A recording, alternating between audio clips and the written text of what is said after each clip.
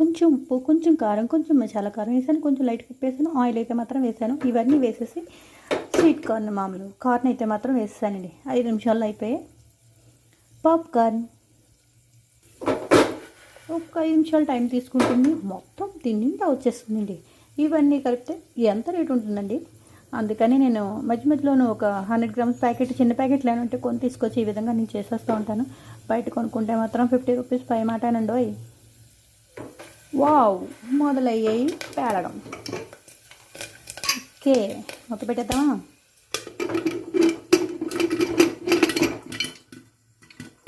Sound వస్తుంది.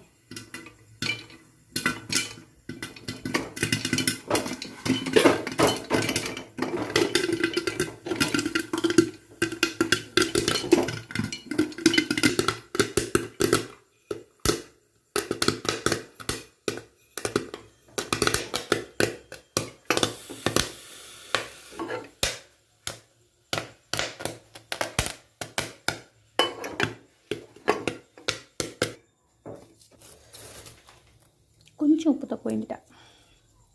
తక్కువైతే తినచ్చు కానీ ఎక్కువైతే తీసుకోలేం కదా. మీరు కూడా అలాగే తినండి. ఆ పైన అరటికాయ బజ్జీలు.